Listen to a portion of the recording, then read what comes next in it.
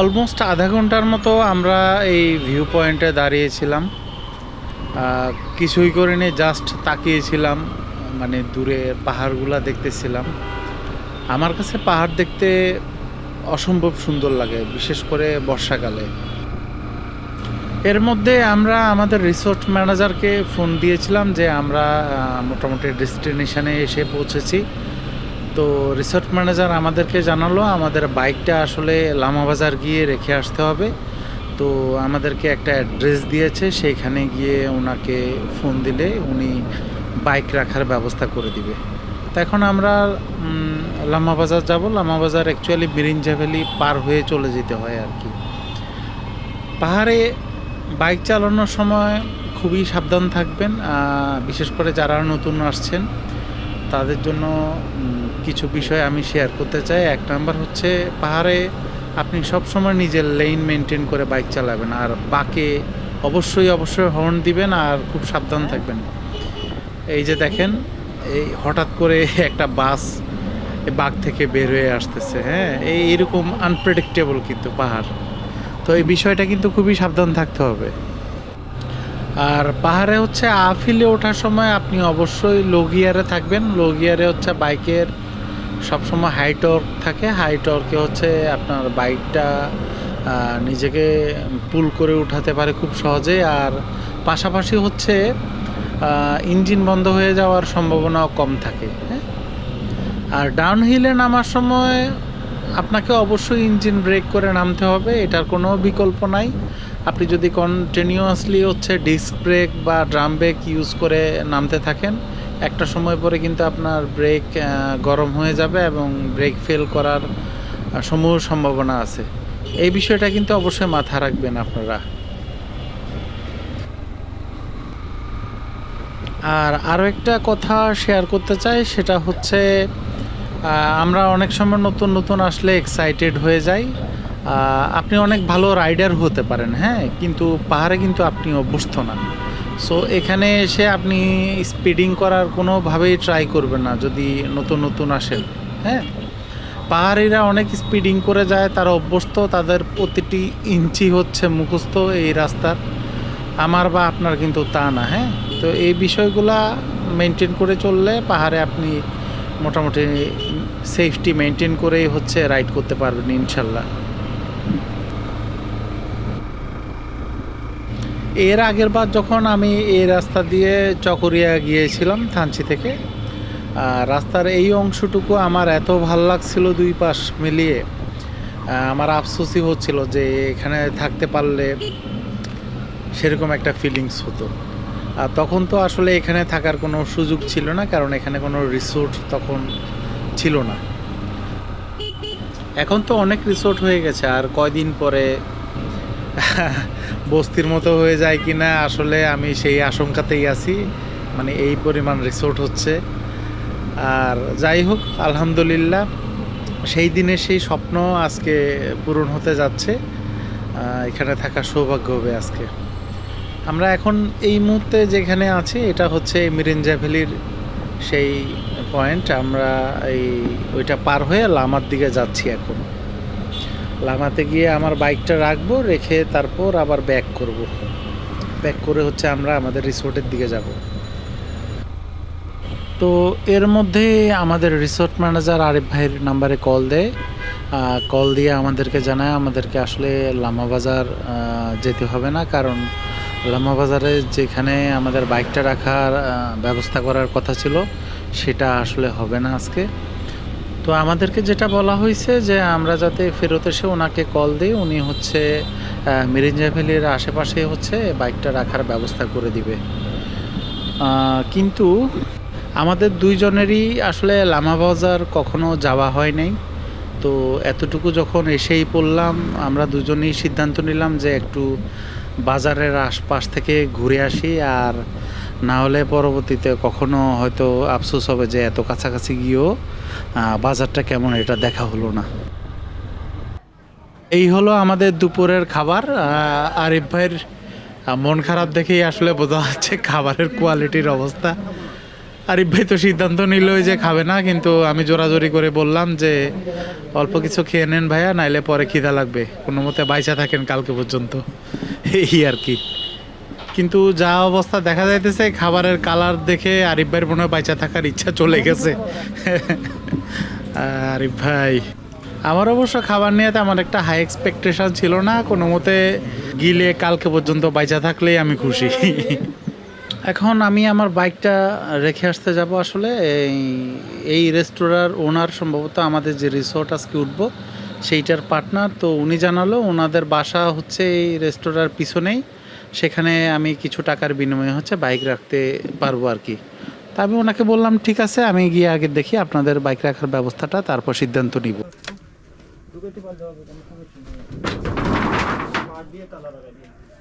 চুরি হবে না তো? তার 10 মিনিট কাটলে কেউ 10 মিনিট কাটে নিয়ে গেলে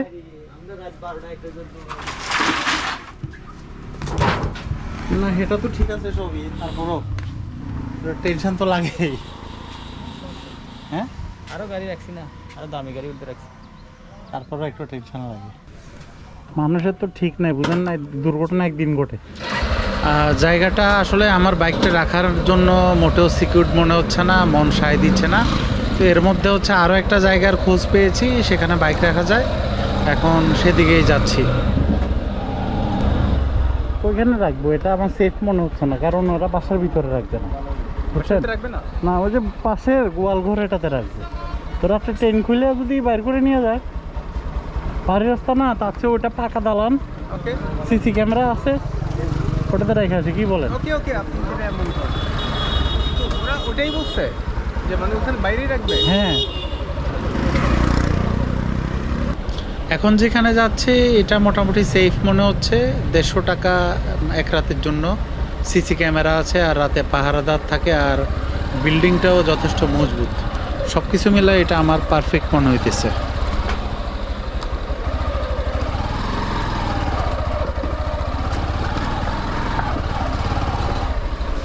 ভাই, এটা রাতে থাকবে? হ্যাঁ, ওদিকে এরা এগুলো বের করবে।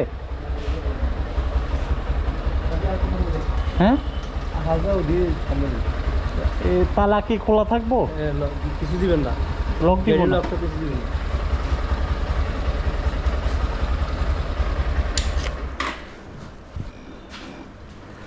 গাড়ি কয়টা আপনাদের? হ্যাঁ, একটাই। এটাই হ্যাঁ আপনারা হ্যাঁ, রাতে থাকবে? রাতে থাকবে।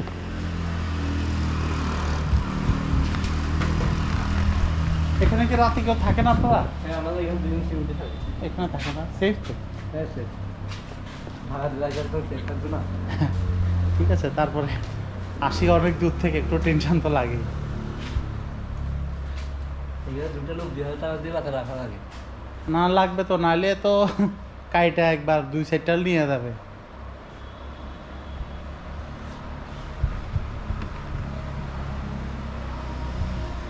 তখন দিয়ে গাড়ি নেবেন। আচ্ছা, এটা দিয়ে গাড়ি নিয়ে যাব না? টাকা তো কালকে দিলে হবে। কালকে দিলে হবে। আর হচ্ছে আমরা তো আসতে মানে টাইমিংয়ে তো না, কালকে আসলেই হবে। ঠিক আছে ভাইয়া, আসসালামু আলাইকুম। আপনার নামটা ভাইয়া? আমার নাম মোশারফ। মোশারফ না? এখানে নাম্বার আছে? এখানে নাম্বার আছে, আমার নাই, অন্য ওদের আছে। আপনার নাম্বারটা একটু দিয়ে দেন, মানে কোনো দরকার হলে ফোন টোন দিব এই জন্যে। এগুলো কি কোনোটাই তালা মারে নাই না?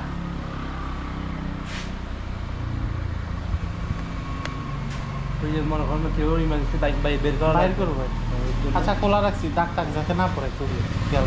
আসসালামু আলাইকুম ভাইয়া। এটা ভালো হবে যদি ওনারা শেষ পর্যন্ত এখানে যে পজিটিভ। আমি মনে করছি না না, আপনি ফেক বলছেন না, আমি তো জানি ফেক না। না, ফেক তো আমি কখনো বলিনি। না না, ভুল বুঝছেন, ফেক হবে না। ওই সময় ফোন ধরার একটু সন্দেহ হয়েছে না?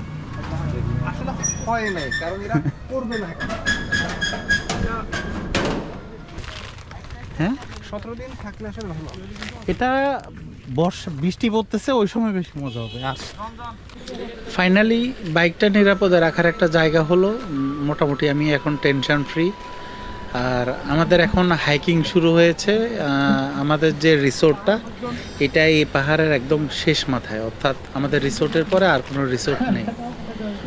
সো আমাদেরকে অনেকক্ষণ নাকি হাঁটতে হবে, প্রায় 30-40 মিনিটের উপর। দূরত্ব অবশ্য খুব বেশি না, সম্ভবত 2 কিলো প্লাস মাইনাস হবে, কিন্তু প্রবলেম হচ্ছে পাহাড়ি রাস্তা তো, আপহিল ডাউনহিল আছে, এর মধ্যে আমরা তো অনভ্যস্ত, একটু সময় লাগবে। ওনারা আমাকে 30 মিনিট বলেছে, কিন্তু আমার ধারণা 40-50 মিনিটও লাগতে পারে আমাদের।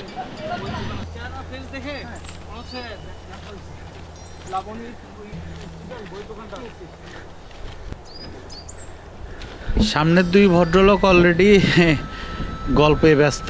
ওনারা একজন আরেকজনকে কোথাও দেখেছে কিনা সেটা মনে করার চেষ্টা করতেছে, আর বই পুস্তক নিয়ে জ্ঞানগর্ভ কথাবার্তা চলতেছে সামনে, আর আমি হাঁফাতে হাঁফাতে পিছনে আগাচ্ছি। অবস্থা খুবই খারাপ, পাহাড়ের রাস্তা, অনেক দিন হাঁটার অভ্যাস নাই, খুবই কষ্ট হইতেছে এখন। মনে মনে ভাবতেছি একটা হেলিকপ্টার থাকলে মন্দ হতো না।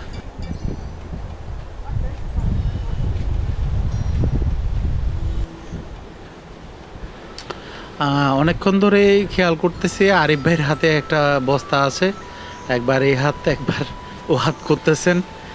খুবই কষ্ট হচ্ছে, দেখেই বোঝা যাচ্ছে। ওইটার ভিতরে অ্যাকচুয়ালি কি আছে আমি ইন ডিটেলস জানি না, ওনাকে আমি জিজ্ঞেস করিনি। আর অনেকবার রিকোয়েস্ট করলাম, ভাই দেন, শেয়ার করে হচ্ছে আমরা নিয়ে যাই, আমি কিছুক্ষণ রাখি, আপনি কিছুক্ষণ নেন, কিন্তু ভাইয়া এতই বিনয়ী, কোনোভাবেই দিবে না। আমি অনেক চেষ্টা করছি, কিন্তু কোনোভাবেই দিচ্ছে না আমাকে। যাই হোক, আর বেশিক্ষণ কথা বলবো না এখানে, আমরা হচ্ছে আগাতে থাকি, আর আপনারাও আমাদের সাথে রাস্তাটা উপভোগ করতে থাকেন।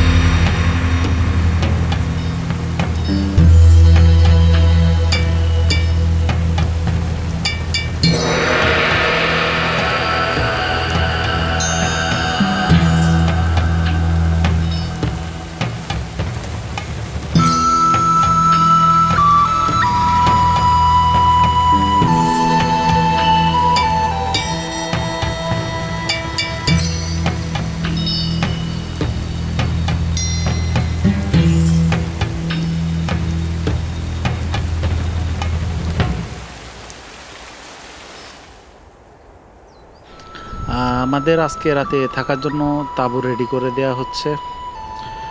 মোটামুটি ছোটোখাটো একটা ম্যারাথন ওয়াক হয়ে গেল। শেষের দিকের বৃষ্টিটা মোটামুটি অবশ্য স্বস্তি দিয়েছিল আর কি, নাহলে অবস্থা আরও খারাপ হয়ে যেত। অনেকক্ষণ পর আরিফ ভাইকে জলি মুডে দেখা যাচ্ছে, দেখে ভালোই লাগতেছে। ওই যে জুমগড়গুলা আর আমরা যেখানে আছি, এই দুইটা পাহাড় নিয়ে চুংদার বক রিসোর্টটা অবস্থিত। ওই পাশে জুমঘরগুলা, আর এই পাশে হচ্ছে কোনো জুমঘর নাই, শুধুমাত্র তাঁবুর ক্যাম্পেইন হয় এই পাশে। লাকিলি আজকে তাঁবুর গেস্ট আমরা ছাড়া আর কেউ নাই, তার মানে পুরা পাহাড়টাই আমাদের, আর নিরিবিলিতে রাতে থাকা যাবে নিজেদের মতো করে। তো আশা করি বিষয়টা বেশ উপভোগ্য হবে। আর রিসোর্টটার পজিশনও আমার খুব ভালো লাগছে, যারা একা নিরিবিলি থাকতে চান তাদের জন্য এটা পারফেক্ট। যতদূর দৃষ্টিসীমা যায় ওপেন স্পেস, আর পাহাড় ছাড়া আর কিছুই দেখা যায় না, অসাধারণ লাগে দেখতে। এখানে 3টা মাচাং আছে, কিন্তু আরিফ ভাই সবচেয়ে শেষেরটাই হচ্ছে বেছে নিছে। তো এটার একটা অন্যতম কারণ হচ্ছে ওইটাতে ছাউনি দেওয়া আছে, আর রাতে হয়তো বৃষ্টির একটা সম্ভাবনা আছে, যদি বৃষ্টি হয় ওই ছাউনিতে হচ্ছে আমাদের সুবিধা হবে। এদিকে আরিফ ভাই উইজার্ডের মতো তার ম্যাজিক বস্তা থেকে একটার পর একটা যা বাইর করতে শুরু করলো, আমি তো দেখে অবাক হইতেছি আর এক্সাইটেডও হয়ে যাইতেছি। এই সময়ে এখানে এরকম চা, চানাচুর, বিস্কিট, মানে নুডলস, অবিশ্বাস্য। আরিফ ভাই পুরা রক্স, কি বলবো, আমার বলার আর কোনো ভাষা নাই। জাস্ট চিন্তা করে দেখেন এরকম কিছু ভিউ আর সাথে চা, মানে এর থেকে ভালো কিছু কি আর হইতে পারে বলেন? মানে আরিফ ভাইয়ের প্রতি আমি মুগ্ধ।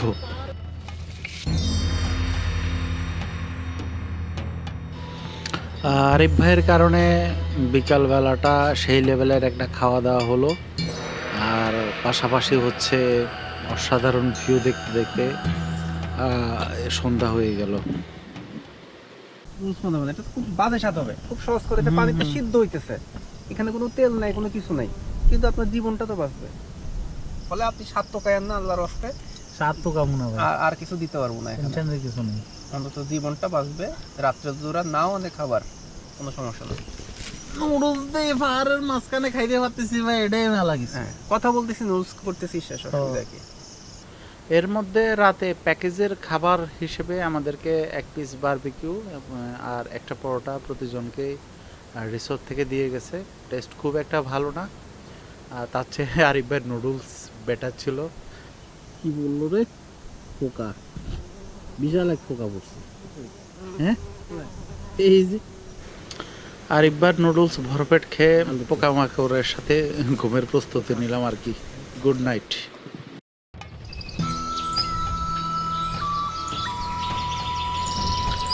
এখন প্রায় সকাল 6টার মতো বাজে। ঘুম থেকে উঠে এরকম একটা দৃশ্য দেখে মনটা খুব ভালো হয়ে গেল।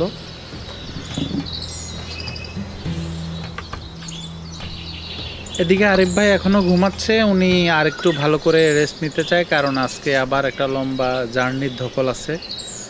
কিন্তু আমি আসলে কোথাও ঘুরতে গেলে লোভ সামলাতে পারি না সকালবেলার দৃশ্যটা দেখার জন্য আর কি। কারণ সকালবেলা সন্ধ্যার দিকের দৃশ্যটাই সবসময় সুন্দর হয়।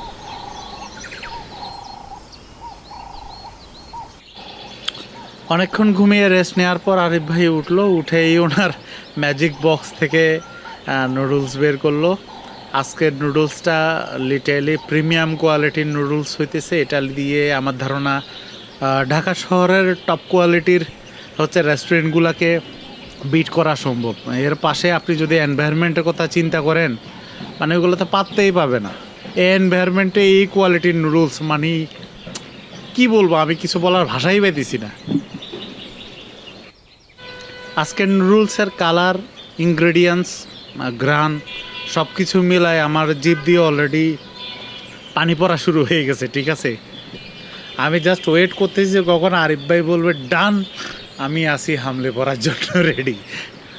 আর একটা কথা, মানে আরিফ ভাইয়ের পারফরমেন্স দেখে আমার কাছে যেটা মনে হচ্ছে, ভাই আপনারা যদি ক্যাম্পেইন করতে চান কোনোভাবে আরিফ ভাইরে ম্যানেজ করবেন, আর যদি ম্যানেজ করতে না পারেন ওনারে কিডন্যাপ করে নিয়ে যাবেন, আর কোনো টেনশন নাই আপনার।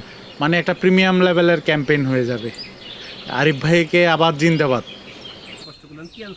খিচুড়ি, খিচুড়ি ডিম ভাজি, ভালো জিনিস আছে। আমরা এই মাত্র নুডলসটা রান্না করলাম। বললো তো আমি। এর মধ্যে আমাদের প্যাকেজে আওতাভুক্ত সকালের খাবার চলে আসলো, আর আজকের খাবার ছিল খিচুড়ি সাথে ডিম ভাজি। একসাথে সব নিতে পারবেন? ইচ্ছা রিসোর্টের ভাড়াটা আমাদের খাবার ডেলিভারি দিয়ে তাঁবুটা নিয়ে যাচ্ছে, কারণ এটা তো আর প্রয়োজন নেই এখন। সকালবেলায় হচ্ছে আরিফ ভাই ঘুম থেকে উঠে এটা মোটামুটি গুছিয়ে ফোল্ড করে রেখেছিল, আর ভাইয়াটা হচ্ছে ওটা নিয়ে যাচ্ছে।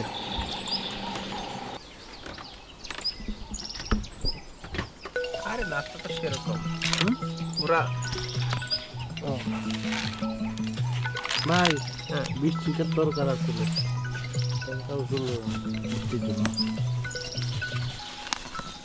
নাস্তা নুডলস খাবো, এটা খাবো, সেটা খাবো, কত কিছু খাবো বললে হবে না।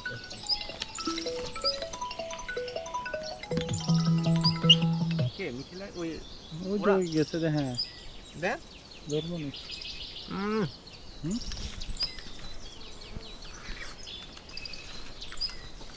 কি টেস্টি, খেয়ে দেখেন না। খাবো তো অবশ্যই।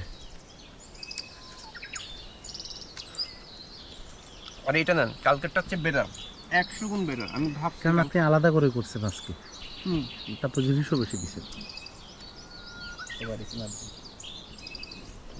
মাশাআল্লাহ কালারটা দেখে মনে হচ্ছে না বেশ সুবিধা। না হুম ফ্লেভার আসছে, আচ্ছা না ফ্লেভার আসছে। বিলিভ মি, ফ্লেভারটা কালকের ভাতের চেয়ে অনেক গুণ ভালো হয়েছে, বেটার। অনেক গুণ ভালো হয়েছে। ডাল দিছে এটাই ভালো। ভালো না? হুম বৃষ্টিটা দরকার ছিল ভাই। এটা আলু দিছে।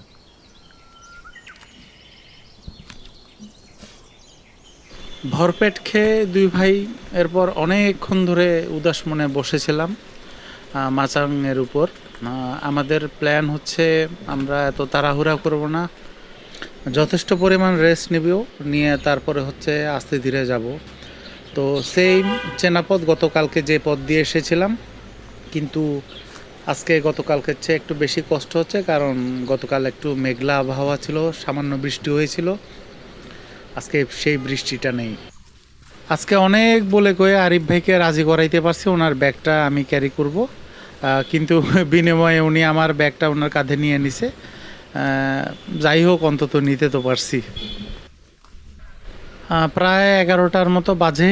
আমরা অনেকক্ষণ হাঁটার পর অবশেষে মিরেঞ্জা ভ্যালির সামনে মেইন রাস্তায় আসতে পারছি। এখন আমরা বাইকটা নিয়ে রওনা দিব আর কি।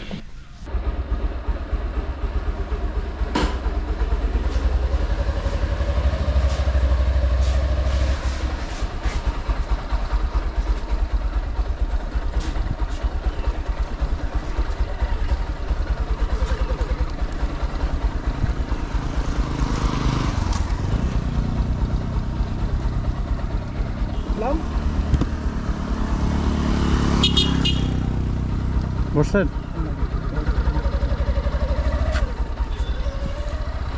ফেরার পালা। প্রায় 200 কিলোমিটারের একটা লং জার্নি আমাদের সামনে এখন আবার। এর আগে আসার সময় আমাদের প্রায় 7.5 ঘন্টার মতো লেগেছিল। চুংদার বক নিয়ে আমার ব্যক্তিগত মতামত হচ্ছে প্লেসটা অসাধারণ, এর থেকে ভালো প্লেসমেন্ট আর এনভায়রনমেন্ট হতেই পারে না। বান্দরবনে আসলে আমরা যে র বিউটিটা দেখতে যাই সেটা একমাত্র চুংদার বকেই দেখেছি।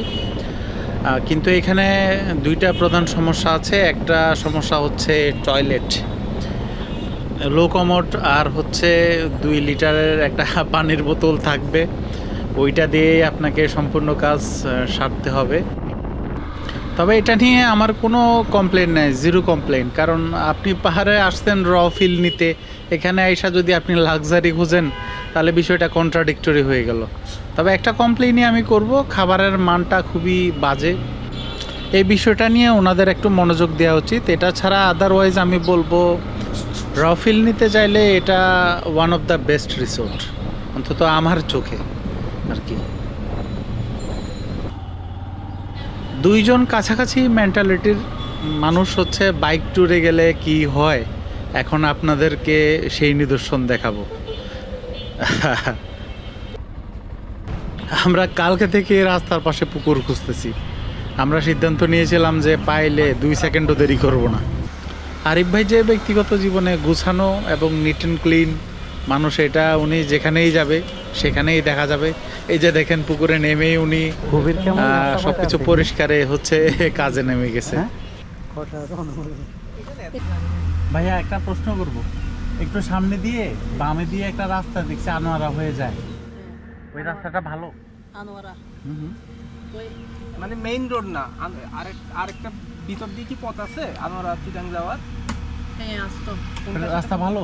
এই তো আপনি এখানে এই চকরিয়া থেকে এদিকে একদম ওই যেটা থানার রাস্তার মতো আছে না, চকরিয়া যাইতে হবে? চকরিয়া না না, থেকে- সামনে রাস্তা আছে।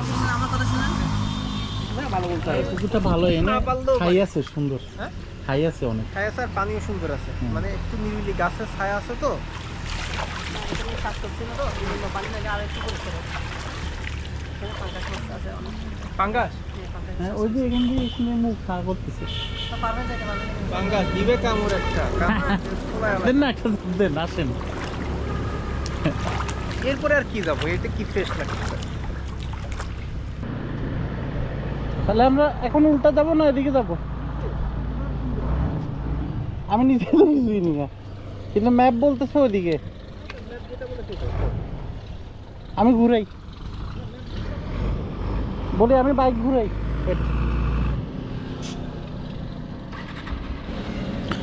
পুকুরে গোসল করতে করতে আমি আর আরিফ ভাই সিদ্ধান্ত নিলাম যে অ্যাডভেঞ্চার যখন করলাম আরও একটু অ্যাডভেঞ্চার করি।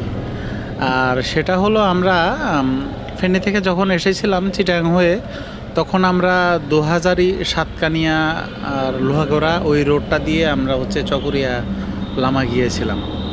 তো এখন আমরা ভাবতেছি ব্যাক করার সময় নতুন একটা রোড দিয়ে যাব। ওই রোডটা হচ্ছে পেকুয়া, তারপরে বাঁশখালী, এরপর আনোয়ারা হয়ে হচ্ছে চিটাগাং যাওয়া যায়। এই রোডটা নাকি নতুন হয়েছে, এটা দিয়ে নাকি কক্সবাজার পর্যন্ত যাওয়া যায়।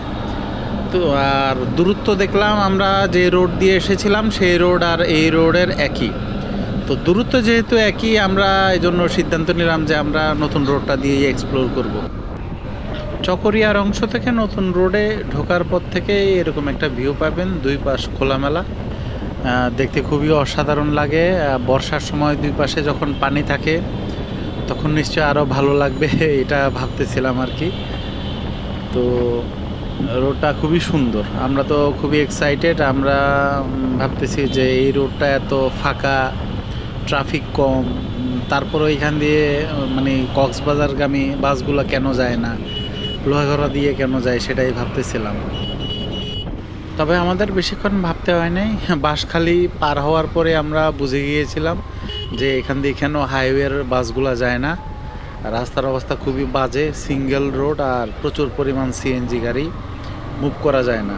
আনফর্চুনেটলি আমাদের ক্যামেরার ব্যাটারি লো থাকা ওইখান দিয়ে আমরা ভিডিও করতে পারিনি, কিন্তু অবস্থা খুবই বাজে ছিল। প্রায় চিটাগাংয়ের কাছাকাছি। বাঁশখালীর ওইখান দিয়ে আমাদের খুব স্ট্রেস গিয়েছে, বাঁশখালী থেকে আনোয়ারা পর্যন্ত, মানে এত পরিমাণ সিএনজি, অবিশ্বাস্য পরিমাণে সিএনজি রাস্তার মধ্যে, আপনি কোনোভাবেই ওভারটেক করতে পারবেন না। একটা মানে ফর এ লং টাইম আপনি সিএনজির পিছনে বসে থাকতে হবে, এরকম সিএনজির লাইনে রাস্তার মধ্যে।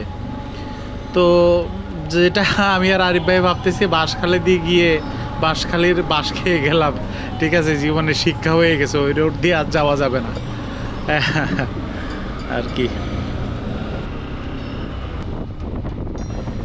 সামনে পতেঙ্গা সি বিচ। আমি আর আরিফ ভাই দুজনেই সিদ্ধান্ত নিলাম বিকালবেলা, যেহেতু আমরা এখান দিয়ে পাস হচ্ছি, আমরা বিকালবেলা সূর্য ডোবাটা একটু দেখে যাব, তারপর একটু রেস্ট নিব, একটু নাস্তা করব বিকালে, তারপর হচ্ছে আমরা ফেনীর উদ্দেশ্যে রওনা দিব। তো আর বেশি ভিডিওটা লম্বা করব না, এখানেই মোটামুটি শেষ করে দিব আজকের মতো।